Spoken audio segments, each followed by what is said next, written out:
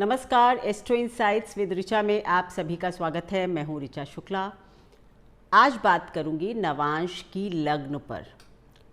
नवांश की लग्न जो है वो आपकी पर्सनालिटी को दिखाती है, यानी नवांश की लग्न आपको दिखाती है। जिसका भी चार्ट है, ये कभी मत भूलिएगा कि नवांश की लग्न स्पाउस या पति या पत्नी की लग्न नहीं बताती है। कई लोग ये धोखा कर देते हैं कि नवांश की लग्न से पति या पत्नी के कैरेक्टरिस्टिक्स ढूंढने लगते हैं, क्योंकि नवांश को विवाह के लिए भी देखा जाता है। लेकिन मेरा मानना है कि विवाह के लिए देखा जाना इसका एक एस्पेक्ट है, और नवांश का जो 7वां घर होता है उससे आप पति या पत्नी को देखते हैं। लेकिन नवांश की जो लग्न होती है उससे आप स्वयं को ही देखेंगे।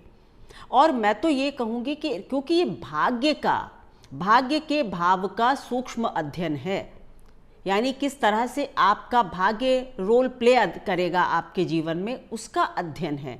तो आप ये भी समझ लें कि जो आपकी लग्न है नवांश की, आपको अपने अंदर वो क्वालिटीज़ लानी भी चाहिए, यानी कि वो स्वभाव लाना भी चाहिए जो लग्न नवांश में होती है। और या ये भी कह सकते हैं कि आप चाहें ना चाहें, धीरे धीरे करके जैसे जैसे आप अपने जीवन में आगे बढ़ते हैं, एज करते हैं, उम्र बढ़ती है, आप इसी तरह की पर्सनालिटी धीरे धीरे लेते चले जाते हैं। अगर फॉर एग्जाम्पल अगर आपकी वृषभ लग्न है जन्म पत्रिका में, अगर आपकी वृषभ लग्न है जन्म पत्रिका में, तो इसका मतलब है कि आप पहले हाफ में अपने, जब जीवन आपका शुरू होगा या जब आप पैदा हुए, बड़े हुए, आगे बढ़े, तो आपका सबसे बड़ा फोकस होगा family and money. Taurus sign है तो आपकी पर्सनालिटी का पहला हिस्सा होगा कि ऐसे लोग बहुत फाइनेंशियल सिक्योरिटी के लिए परेशान होते हैं। उनके लिए पैसा और परिवार दो बड़ी चीज़ें हैं, तभी वो स्टेबल फील करते हैं। यानी उनकी पर्सनालिटी में ये दो ट्रेट्स जरूर होंगे। लेकिन अब इसी व्यक्ति का नवांश में सिंह लग्न हो गया, यानी कि नवांश के पहले घर में सिंह राशि हो गई। इसको आप कैसे समझेंगे, कैसे पढ़ेंगे? हमने तो देख लिया कि भाई लग्न पत्रिका में ये है तो ये पैसे की तरफ, फाइनेंशियल सिक्योरिटी की तरफ जाएगा, परिवार की तरफ जाएगा। लेकिन क्या पूरी उम्र वो व्यक्ति ऐसा ही रहेगा? नहीं। नवांश यानी कि प्रोग्रेशन ऑफ द लाइफ। जैसे जैसे आपका जीवन बढ़े, या आप ये कह लीजिए कि अगर आप अपने भाग्य को बढ़ाना चाहते हैं या अपने भाग्य को पूरी तरह से एक्सप्लोर करना चाहते हैं, तो आपको वैसा बनना होगा जो आपकी नवांश की लग्न दिखाती है। यहाँ पर मैंने जो टॉरस का एग्जाम्पल लिया, वृषभ का, उसी से क्लियर समझ लीजिए कि अगर इस व्यक्ति की सिंह लग्न हो गई नवांश में, यानी कि इसको पहले पैसा और परिवार होगा, लेकिन जैसे जैसे इसकी उम्र बढ़ेगी इसके अंदर सबसे ज़्यादा पावर, कि मेरे पास पावर हो, लोग मुझे जाने, अटेंशन सीकर शायद सूर्य के लिए गलत है क्योंकि ये सूर्य की राशि है, लेकिन हाँ, सेंटर ऑफ द अट्रैक्शन बनने की इच्छा हो जाती है। तब घर और पैसा सेकेंडरी हो जाएगा और आप इस तरह के धीरे धीरे बन जाएंगे। ये करके देखिए, लगाकर देखिए, और ज्योतिष के ऐसे सूत्रों से अचंभित कर देने वाली बातें सामने आती हैं कि व्यक्ति कैसा पैदा हुआ और क्या बन गया। उसके अंदर राजसी आदत आ जाएगी, वो परिवार का बड़ा ब्रेड विनर बन जाएगा। मतलब क्या? रोजी रोटी कमाने वाला। हो सकता है उसके नाम से ही उसका परिवार जाना जाने लगे, अगर सिंह लग्न हो गई है तो नवांश की, क्योंकि नवांश में सिंह लग्न यानी सूर्य की लग्न का उदय हो जाना। सेकेंड पार्ट ऑफ लाइफ में वो मैं अभी आगे बताऊंगी। तो आपको बेसिक अंतर समझाया कि इस तरह से आप लग्न और नवांश की लग्न को समझें। ठीक है, अब एक एक लग्न के बारे में बात करेंगे कि नवांश में कौन सी लग्न हो तो आपको कैसा बनना चाहिए या क्या समझना चाहिए। साथ ही साथ ये भी समझ लीजिए कि भाई अगर आपकी नवांश की लग्न में कोई एक नंबर पड़ा हुआ है, जैसे कि आपकी नवांश की लग्न एरीज की है, मेष राशि आपके नवांश में पहले भाव में दिख रही है, ठीक है। तो आपके अंदर क्या परिवर्तन आएंगे, भले ही आपके लग्न पत्रिका में कोई लग्न हो आपकी, आप कैसे भी हों, लेकिन जैसे जैसे आपका जीवन बढ़ेगा आपको लगेगा कि बिना इनिशिएटिव लिए, बिना एक्टिव हुए, बिना एग्रेशन के जीवन में कुछ हासिल नहीं होगा। और आप धीरे धीरे करके अपनी पर्सनालिटी में मंगल की क्वालिटीज़ को लाएंगे। ये भी समझ सकते हैं अगर मंगल बैठा हुआ है लग्न में नवांश की तो भी ऐसा ही कुछ आप करेंगे। तो लग्न में ग्रह बैठा हो या उसकी राशि पड़ी हो, दोनों बातें मिला जुला कर समझेंगे हम। तो अगर मेष राशि पड़ी हुई है तो आप सोचिए कि आप मंगल जैसा अब व्यवहार धीरे धीरे करने लगेंगे। आपको लगेगा जीतना है, फाइट करनी है, एग्रेशन लाना पड़ेगा, ऐसे कुछ नहीं होगा मेरी लाइफ का। ये आपके स्वभाव में, आपकी पर्सनालिटी में फर्क आएगा। जिस किसी की भी मेष लग्न होगी नवांश की, वो व्यक्ति अपनी लाइफ के फर्स्ट पार्ट में जैसा भी रहा हो, लेकिन सेकंड पार्ट में वो काफ़ी एग्रेसिव हो जाएगा, काफ़ी फाइटर बन जाएगा, इनिशिएटिव लेगा, दौड़ भाग करने वाला बनेगा, क्योंकि उसकी समझ आ चुका होगा कि मेरा भाग्य ऐसे नहीं बदलेगा। अगर, क्योंकि मेष राशि के स्वामी मंगल हैं, तो अगर मंगल भी आपकी लग्न में बैठा है तो भी कुछ ऐसा स्वभाव आपका होगा। वो आप अपने दिमाग से समझ लीजिएगा बाद में। आज मैं केवल राशियों पर बात कर रही हूं। अब दूसरे राशि, अगर आपके नवांश की लग्न में वृषभ राशि पड़ी हुई है, टॉरस 2 नंबर लिखा हुआ है, तो आपके अंदर जो है, आप पहले जैसे भी हों लेकिन धीरे धीरे करके विद टाइम, जैसे आप सेकेंड फेज ऑफ लाइफ में आते हैं 35-36 साल के बाद, आपके अंदर फाइनेंशियल सिक्योरिटी के लिए, परिवार के लिए बहुत ज़्यादा आपके अंदर एक, आपके स्वभाव में ये चेंज आएगा कि आप बहुत मनी माइंडेड हो जाएंगे। आपको लगेगा भाई सबसे ज़्यादा ज़रूरी है फाइनेंशियल सिक्योरिटी लाइफ में होना। थोड़े से आप लेजी हो जाएंगे, पर बहुत डिटेल ओरिएंटेड हो जाएंगे। मतलब कई बार आप अपने जीवन में इतनी सिक्योरिटी फाइनेंस की कर लेंगे धीरे धीरे करके सेकेंड पार्ट ऑफ लाइफ में 35-36 के बाद, कि फिर आप थोड़ा आराम पसंद हो जाएंगे। पर अगर आपको कोई काम दिया जाता है तो आप बहुत डेडिकेशन से करेंगे, पहले आप जैसे भी हों। लेकिन अब नवांश में अगर वृषभ लग्न है तो धीरे धीरे करके ऐसे लोग बहुत फोकस्ड, हार्ड वर्किंग, टाइम के साथ काम को करने वाले बन जाते हैं। धन और परिवार इनके फोकस में आ जाता है, पर थोड़ा सा आलसी, क्योंकि जब आपके पास फाइनेंशियल सिक्योरिटी आ गई, परिवार आपका ठीक है, आपने मेहनत करके बना लिया है, तो धीरे धीरे करके थोड़ा आलस से आ जाता है। आपकी वाणी धीरे धीरे, आपको लगेगा कि मुझे अपनी वाणी पर, अपनी कम्युनिकेशन की स्किल्स पर भी थोड़ा काम करना चाहिए, क्योंकि आपकी वाणी जो है वो भी आपके भाग्य को बढ़ाने में या आपकी पर्सनालिटी में एक बड़ा योगदान देगी। तो आप अपनी कम्युनिकेशन स्किल्स पर भी ध्यान देंगे और पैसे पर देंगे, परिवार पर देंगे। अब अगर आपकी मिथुन लग्न है, नवांश में मिथुन लग्न है, यानी कि जेमिनाई साइन है, नंबर 3 लिखा हुआ है, तो आपके अंदर क्या होगा। आपको ये बार बार रिपीट नहीं करूंगी मैं, तभी कहती हूँ आप पूरा देखिए कि भाई सेकेंड पार्ट ऑफ लाइफ 35 से 36 के बाद आपकी समझ में ये आ जाएगा, या आप ये देखिए ये अपने आप आएगा, आप करें या नहीं करें, कि आपको लगेगा कि कम्युनिकेशन, सोसाइटी से जुड़ना, नेटवर्किंग, ट्रैवल, इस सब के किए बिना भाई मेरा जीवन सेट नहीं होगा। ये तो मुझे करना ही होगा अगर मुझे जीवन में आगे बढ़ना है। मैंने कहा ना, ये भाग्य के भाव का मतलब सूक्ष्म अध्ययन है। तो कहीं ना कहीं वो जो पर्सनालिटी आपकी आती है वो इस हिसाब से आती है कि किस तरह मैं अपनी लाइफ को बेहतर कर सकता हूँ, किस तरह के कर्म करने से मेरे जीवन में बेहतर होगा, मेरा भाग्य बेहतर होगा, मेरा धर्म बेहतर होगा। भाग्य का ही भाव नहीं है नवम, धर्म का भाग्य भी है। भाव भी है। तो नवांश भाग्य और धर्म दोनों को दिखाता है, यानी आपका धर्म ही हो जाएगा कम्युनिकेशन करना, लोगों के साथ बातचीत से वो करना। हो सकता है आप कोई भी काम करते हो लेकिन धीरे धीरे करके आप किसी मीडिया की फील्ड से जुड़ जाएं। सेकंड पार्ट ऑफ लाइफ में आप बहुत अच्छी नेटवर्किंग करने लगें, हर से आपको बातचीत करना बहुत पसंद आने। हो सकता है पहले आप चुप रहते हो, पता चला कुछ लोग होते ना बाद में बहुत बोलने लगते हैं, हाँ, क्योंकि नवांश की लग्न बदलती है। तो नेटवर्किंग, सोसाइटी के लिए काम करना एक पैशन आपका हो जाए, आपका पैशन समाज को बेहतर बनाने का हो जाए कि भाई हम जहाँ रहते हैं वो चीज़ साफ सुथरी होनी चाहिए, बहुत पेड़ पौधे लगे होने चाहिए, लाइक दैट। तो आपकी पर्सनालिटी में ये एक चेंज, आपके व्यक्तित्व में ये एक चेंज अवश्य आएगा अगर आपकी मिथुन लग्न है, यानी कि बुध जैसे गुण।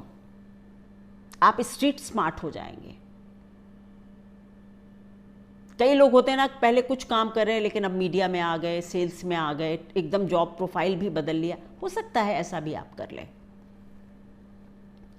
तो इस तरह के काम मिथुन लग्न वाले करने लगेंगे या उनके व्यक्तित्व में ये गुण दिखाई देने लगेंगे। अगर 4 नंबर कैंसर साइन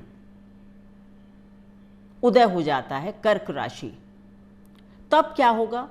नंबर 4 कि आप थोड़े से धीरे धीरे जैसे जैसे जिंदगी बढ़ेगी आप इमोशनल होते जाएंगे।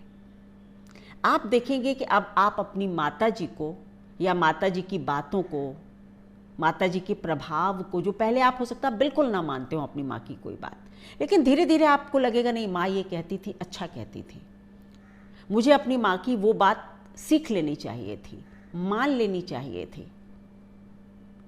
तो आप थोड़े से इमोशनल होने लगते हैं, अपनी माता के प्रभाव में आने लगते हैं।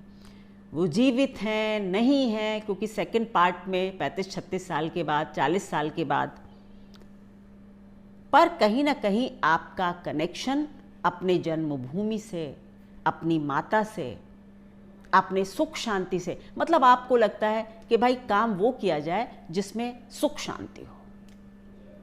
इमोशनल हो जाते हैं आप, थोड़ा आध्यात्म से भी जुड़ते हैं, दुनिया के लिए कुछ करना चाहते हैं, क्योंकि चंद्रमा की राशि है, चंद्रमा माँ है। तो आपका जो एक नेचर है, जो पर्सनालिटी है, वो कैसी हो जाती है? एक माँ जैसी। आपको लगता है कि भाई सबके साथ मैं बराबर का व्यवहार करूं, मेरे घर में जो भी आसपास मेरे लोग हैं उनको मैं नर्चर करूं, उनको कुछ आगे बढ़ाऊं।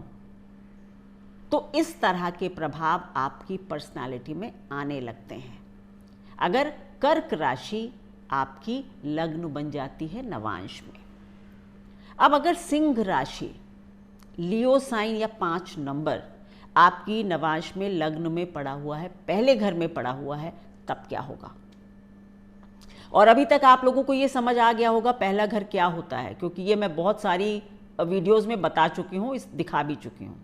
अब आपको अपनी पत्रिका का D9 यानी कि नवांश खोलना है और देखना है, तब आपको पता चलेगा कि आपको अपने भाग्य को बढ़ाने के लिए, जैसे कि जिस अभी मैंने कहा ना कर्क राशि, तो उसको लगेगा कि अब बहुत हो गया, लेकिन अब मुझे औरों को साथ लेकर चलना होगा।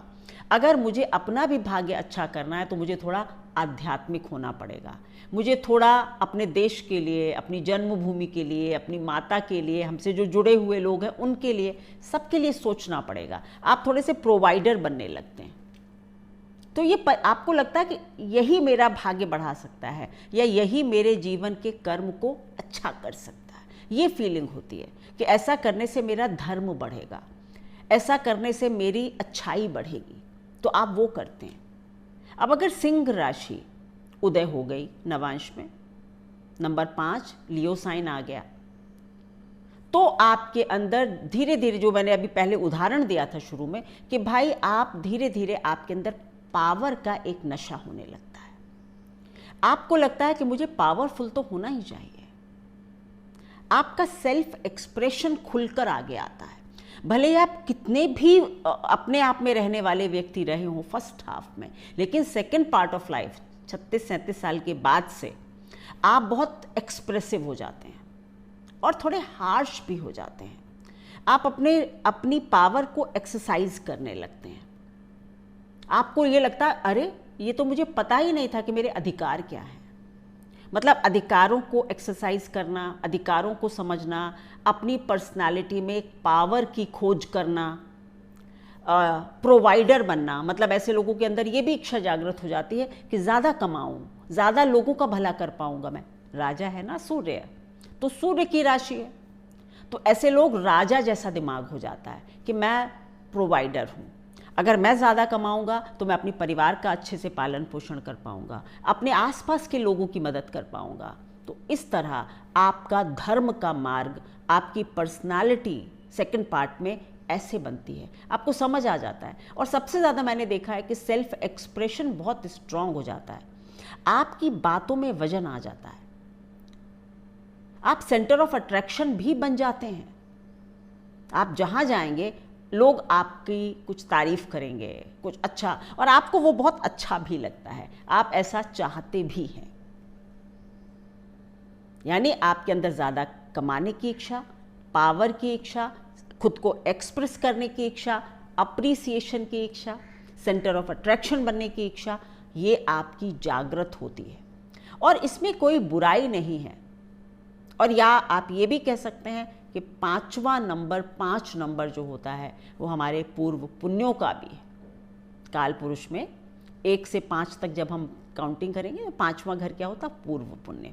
ये भी है कि अगर 5 नंबर उदय हो गया है तो कहीं ना कहीं सेकंड पार्ट ऑफ लाइफ में आपके अभी तक के अच्छे कर्म जो हैं वो आपके जागृत होते हैं और आपके जीवन में थोड़ी बेहतरी होती है। देखिए, ये पूरी बातें तो आपकी कुंडली पर होगी, लेकिन हाँ, थोड़ा आपको फर्क ज़रूर दिखाई देगा अपने सेकंड पार्ट ऑफ लाइफ में। और ये जो इच्छा बता रही हूँ ये तो 100% आएगी। अब आप कमा पाते हैं, नहीं कमा पाते हैं, लोगों की तरह बन पाते हैं, लोगों की मदद कर पाते हैं, ये आपकी पूरी कुंडली बताएगी, लेकिन ये गुण आपके अंदर डेवलप जरूर हो जाएंगे। अब अगर कन्या राशि उदय हो जाती है, कन्या राशि का क्या मतलब है? कन्या राशि थोड़ी एक तो मीन मेख निकालने की राशि है, तभी तो इससे हम ऑडिट वगैरह देखते हैं, मतलब कमियां निकालना, कमियां ढूंढना। तभी ऐसे लोग वकील अच्छे होते हैं, डॉक्टर अच्छे होते हैं, है ना, सीए वगैरह बन जाते हैं जिनकी कन्या लग्न होती है। अब आप कहेंगे नवांश में अगर कन्या लग्न हो गई तो क्या हो गया? सेकेंड पार्ट ऑफ लाइफ में या जैसे जैसे आपकी लाइफ बढ़ती है आप थोड़े बिटर होते हैं। मतलब आप लोगों को, 2 ऑप्शंस हैं आपके पास, या तो आप बहुत कमी निकालने वाले हो जाएंगे, हर के अंदर कोई कमी खोजना, अपने को भी सेल्फ क्रिटिकल और दूसरों के लिए भी बहुत क्रिटिकल होना, या तो ये हो जाएगा, या बहुत सेवा भाव आपके अंदर आ जाएगा। माना कि आप डॉक्टर हैं और आपकी नवांश में कन्या लग्न उदय हो गई, हो सकता है आपने बहुत पैसा कमाया हो फर्स्ट हाफ में, सेकंड हाफ में आप ये सोच सकते हैं कि भाई अब समाज के लिए भी कुछ कर दूं मैं। तो एक ऑप्शन है कि आप सेवा भाव ला सकते हैं अपने अंदर, सोसाइटी के लिए कुछ करना, अपने कर्मों को एग्जॉस्ट करने के लिए। आपको लगेगा कि भाई मैंने बहुत कमा लिया या जो भी है, लेकिन अब मुझे ना कुछ वापसी करनी है, ऐसा कर सकते हैं आप। या दूसरी संभावना ये है कि आप थोड़े से, आपकी लाइफ में थोड़ा स्ट्रगल बढ़ सकता है। सेकेंड पार्ट ऑफ लाइफ में आपकी लाइफ में स्ट्रगल का पार्ट थोड़ा बढ़ सकता है। आप क्रिटिसाइज कर सकते हैं लोगों को, आप क्रिटिसाइज कर सकते हैं खुद को, या ये भी कह सकते हैं कि थोड़ा आपका रोग से भी आमना सामना हो सकता है। वैसे तो देखिए सेकंड पार्ट यानी हमारा जब 40-42 के बाद सभी के रोग कुछ ना कुछ होते हैं, लेकिन अगर 6 नंबर है तो फिर थोड़ा सा ज़्यादा हो जाता है। पर मेन बात ये कि या तो सेवा भाव आपके अंदर आ जाएगा या आप बहुत क्रिटिकल हो जाएंगे, है ना। ये इस तरह से आप अपनी पत्रिका, अपने जीवन में अपने आप को परिवर्तित होते देखेंगे नवांश की लग्न से। नंबर 7 अगर उदय हो जाता है, अगर नंबर 7 उदय हो जाता है तो आप ये निश्चित मान लीजिए कि आप कैसे भी हों शुरुआत में, लेकिन धीरे धीरे करके आप एक बैलेंस्ड पर्सनालिटी बनेंगे। आप जीवन में बैलेंस बनाना सीख ही जाएंगे। हो सकता है पहले आप बहुत एग्रेसिव हो, किसी से कुछ भी बोल देते हो, कुछ हो, लेकिन आपको समझ आ जाएगा नहीं, ऐसे नहीं होगा, उतना बोलना जितना जरूरी है, मैं क्यों किसी के बीच में पड़ूं। तुला है ना, तुला बैलेंस है, आप एक बैलेंस्ड व्यक्ति हो जाते हैं, आप अपने अपने व्यवसाय को बढ़ाने वाले हो जाते हैं, आप लोगों के बीच में मतलब मीडिएटर का काम बहुत अच्छा करने लगते हैं, क्योंकि आप थोड़े इवॉल्व हो चुके हैं। आपको समझ आ गया है कि भाई ये जीवन जो है ऐसे आसानी से नहीं चलता है, इसमें बहुत बैलेंस बनाना पड़ता है, इसमें बहुत मतलब कहते हैं ना कि एक अच्छी पर्सनालिटी, एडेप्टेबल, थोड़ी सुधार, है ना, म्यूज़िक वगैरह की तरफ आपका रुझान बहुत बढ़ सकता है, आर्टिस्टिक नेचर आपका हो सकता है। पर सबसे बड़ा चेंज होगा कि आपकी पर्सनालिटी में एक बैलेंस आने लगेगा। अब अगर नंबर 8 उदय हो जाता है, नंबर 8 यानी कि स्कॉर्पियो साइन या वृश्चिक राशि उदय हो जाती है, तो आपके अंदर क्या होगा, आप सीक्रेटिव होने लगेंगे। धीरे धीरे धीरे धीरे करके जैसे जैसे आपकी उम्र बढ़ेगी आप सीक्रेटिव होंगे। पहले चाहे आप बढ़ बढ़ के सब बातें बता देते हो, लेकिन अब आप धीरे धीरे सीक्रेटिव हो रहे हैं। बहुत संभावना है कि आपका ध्यान ऑकल्ट, अध्यात्म, साधना की तरफ जाने लगे। आप अपने बारे में बहुत ज़्यादा वोकल नहीं रहेंगे, मतलब आप बहुत बताएंगे नहीं लोगों को अपने बारे में, सोचेंगे भाई जो है वो अपने तक रखो, सबको क्या बताना है। आप थोड़े अलूफ होने लगेंगे, थोड़े अलग होने लगेंगे, आपकी पर्सनालिटी थोड़ी डीप हो जाएगी, सीक्रेटिव, मिस्टीरियस, आध्यात्म की तरफ जाना, ज्योतिष की तरफ जाना, इस तरह की चीज़ें आपके अंदर धीरे धीरे करके प्रविष्ट होने लगेंगी। आपकी पर्सनालिटी में ये चेंज अवश्य आएगा। अगर किसी की वृश्चिक लग्न आपकी पत्रिका यानी लग्न पत्रिका में भी है, तो आप सीक्रेटिव वैसे ही थे, अब आप और बहुत ज़्यादा सीक्रेटिव हो जाएंगे, है ना। तो इस तरह से भी आप अपने अंदर परिवर्तनों को देखेंगे। पर मेन बात है कि आप थोड़े मिस्टीरियस, थोड़े सीक्रेटिव, अध्यात्म, आत्मा, परमात्मा, ज्योतिष, इस तरफ आप अवश्य आपका ध्यान जाएगा।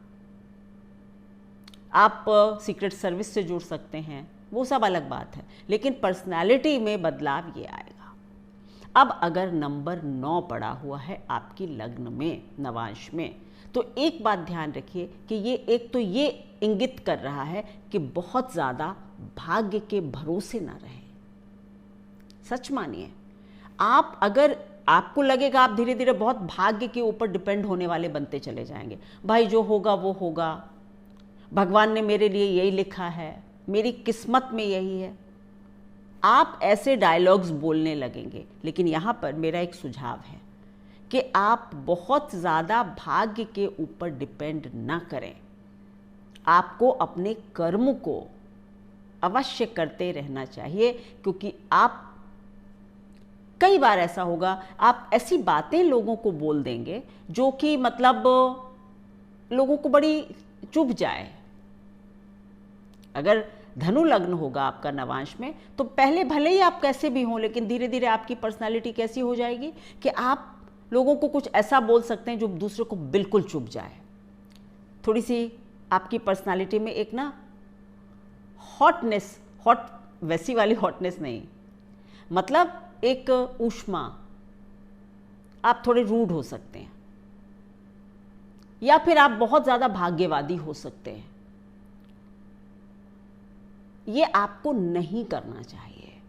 आपको अपने कर्म पर अवश्य फोकस करना चाहिए, नहीं तो आप देखेंगे कि धीरे धीरे करके आपको जीवन में कई झटके लगेंगे। झटके इन द सेंस आपको लगेगा अरे भाग्य तो मेरा साथ ही नहीं दे रहा। तो ये आप अवश्य करें, लेकिन भाग्यवादी आप होने लगेंगे। मैं कहूँगी जिसकी धनु लग्न हो वो लोग जीवन में सेकंड पार्ट में भगवान के भी बहुत बिलीवर हो जाते हैं, किसी गुरु को कर लेते हैं, किसी संप्रदाय से जुड़ जाते हैं, ये पर्सनालिटी में चेंजेस आते हैं। अब बात होगी 10 नंबर यानी कि कैप्रिकॉर्न या मकर राशि। अगर नवांश में लग्न में है तो क्या होगा? ये शनि की राशि है, कर्म की राशि है। आपके अंदर चेंज आएगा कि भाई जो भी हो लेकिन कुछ ना कुछ करते रहना है, मुझे खाली नहीं बैठना है, मुझे ऐसा कुछ करना है कि मैं समाज के लिए मैं अपना कुछ नाम छोड़ जाऊं, मैं कुछ कर जाऊं। मतलब आप बहुत कर्म ओरिएंटेड हो जाएंगे। भले ही आपको ये लगे कि भाई इससे मेरा कुछ खास फायदा नहीं है, लेकिन आपको लगेगा कोई बात नहीं, मैं बिजी रहूंगा, यानी कर्म होता रहे मेरे से। तो ये आपके अंदर परिवर्तन आएगा आपकी पर्सनालिटी में कि आप वर्क ओरिएंटेड हो जाएंगे। धीरे धीरे करके सफलता मिले कोई बात नहीं, आप थोड़े धैर्यशाली भी हो जाएंगे, पर कर्म करेंगे। ठीक है, कुछ भी काम करूंगा मैं, लेकिन काम करूंगा, अंतिम दम तक मैं काम करूंगा। आपका हमेशा प्रश्न होगा, क्या मैं हमेशा काम करूंगा? अगर आपकी मकर राशि होगी या मकर मतलब 10 नंबर आपकी लग्न में होगा तो नवांश में शनि की राशि है, मेहनती बनाते हैं, कर्मठ बनाते हैं, कर्म को करने की तरफ प्रेरित करते हैं, तो ये आपकी पर्सनालिटी में चेंज होगा। अब अगर नवांश की कुंभ लग्न बन जाती है तो ये एक अनोखी सी लग्न है। मतलब किस तरह से अनोखी कि आप जो है ना एक परिवर्तन लाना चाहेंगे जीवन में पूरा, कि जैसे मैं पहले था वैसा बिल्कुल नहीं रहूंगा। एक होता ना एक सडननेस का फैक्टर, लोगों को कुछ ऐसा कर देना जिससे लोग शॉक हो गए, कोई ऐसी बात कर देनी जो बिल्कुल अनरेलेवेंट थी, लोग उससे कहे अरे कैसे आपने ये कह दिया, लाइक दैट। आप थोड़े से रिवॉल्यूशनरी हो सकते हैं, मतलब क्रांतिकारी विचार आपके हो सकते हैं। कई बार आप तंत्र मंत्र इस तरफ भी जुड़ सकते हैं, या आपका वहां पर फेथ होने लग सकता है, या फिर आपके अंदर कम्युनिटी की सर्विस करने का बहुत भाव आ जाएगा। मैंने कहा ना ये भाव आ जाएगा कि भाई बहुत बड़ी नेटवर्किंग हो, मैं बहुत लोगों से मिलूं, कुछ ऐसा करूं जिससे बड़ा मेरा कुछ नाम हो जाए, कुछ बड़ा, कुछ शॉकिंग, कुछ अनोखा, ऐसे करने का स्वभाव आपका हो जाएगा। पर रिफॉर्म करने का, सुधार लाने का, ऐसा भी आपके अंदर विचार आएगा। अब अगर 12 नंबर यानी कि मीन राशि आ जाती है लग्न में, तब क्या होगा? मीन राशि एक मतलब मैं हमेशा कहती हूँ ये एक आनंद की राशि है, एक मस्त रहने वाली आदत है। ऐसे लोग ना मतलब खुद को या तो ये कह लीजिए कि सरेंडर कर देते हैं ईश्वर के आगे, तो मतलब ऐसे लोग बहुत ज़्यादा वरी नहीं करते हैं, वो थोड़े मस्त होते हैं। आनंद की राशि है ये। अगर मीन राशि आपकी लग्न में उदय हो गई तो आप सेकंड पार्ट ऑफ लाइफ में ईश्वर जो करेगा अच्छा करेगा। मैं घूम रहा हूँ, ट्रैवल कर रहा हूँ, देव स्थानों में जा रहा हूँ, मंदिरों में दर्शन कर रहा हूँ, फन की एक्टिविटीज़ कर रहे हैं, भले ही बहुत स्ट्रिक्ट रहे हों, लेकिन आपको लगेगा भाई एंजॉय कर लो, एक ही तो जिंदगी है। इस तरह की बातें आप करने लगेंगे, आपकी पर्सनालिटी में एक समर्पण आ जाएगा। मतलब बहुत फाइट नहीं करते हैं फिर आप, आई वुड से कि गिव अप करते हैं, नो, लेकिन आप कहीं ना कहीं ईश्वर पर भरोसा या जीवन को इस तरह समझते हैं कि भाई केवल और केवल काम ही सब कुछ नहीं है, आनंद भी करना चाहिए, घूमना भी चाहिए, परिवर्तन जीवन में अच्छा होता है, लाइक दैट। आप चैरिटी कर सकते हैं। तो ये आपकी पर्सनालिटी में परिवर्तन आते हैं और नवांश की लग्न आपके जीवन के सेकंड पार्ट को दिखाती है। अगर आपकी कुंडली में इनमें से कोई ना कोई राशि तो होगी ही, तो आप ये भी कर सकते हैं कि आपको जैसे जैसे आपकी उम्र बढ़े आपको अपने अंदर ये परिवर्तन लाने भी चाहिए, सो दैट आपका धर्म भाग्य सब एक अलाइंड रहता है, यानी वो एनर्जी, वो ऊर्जा आपके साथ चलती है या सही ढंग से आपके साथ चलती है। क्योंकि नवांश का मतलब ही ये है कि भाई किस तरह से हम धर्म के मार्ग पर चलें, किस तरह से हम अपने भाग्य को अच्छा करें, बस। तो इसलिए आपकी लग्न में जो परिवर्तन है वो आएंगे, अपने आप आएंगे, और अगर नहीं आ रहे हैं तो ये परिवर्तन लाइए। तो ये थी मेरी एनालिसिस नवांश के प्रथम भाव पर। और प्रथम भाव जो होता है ना नवांश का, वो चीज़ हम लेकर आए हैं, लेकर आए हैं, लेकिन वो चीज़ दिखाई कब पड़ती? सेकंड पार्ट ऑफ लाइफ में। मतलब अगर किसी की सिंह लग्न है नवांश में, जो मैं उदाहरण दिया था, तो वो व्यक्ति हमेशा से अंदर से वैसा ही होगा कि उसको लगेगा कि मतलब मैं राजा जैसा रहूं, मैं लोगों की मदद करूं, मैं ज़्यादा काम करूं, मैं नोटिस किया जाऊं। लेकिन कभी उसको पहले फर्स्ट हाफ में ये एहसास नहीं होगा, मौका भी शायद ना मिले। लेकिन जैसे जैसे उम्र बढ़ेगी, आपका द्वितीय चरण चलता है जो, जिसको मैं अक्सर 36 से 39 साल के बीच में मानती हूँ, तो इसमें आप धीरे धीरे जाकर ना इस तरह के पूरी तरह से बन जाते हैं, आपकी पूरी की पूरी पर्सनालिटी बदल जाती है। तो इस तरह से आप अपनी भी पर्सनालिटी के बारे में जानें कि आप क्या बनने जा रहे हैं या क्या बनना चाहिए। धन्यवाद। अगर वीडियोस अच्छे लगते हैं तो लाइक करें, शेयर करें, सब्सक्राइब कर लें मेरे चैनल को। Thank you so much.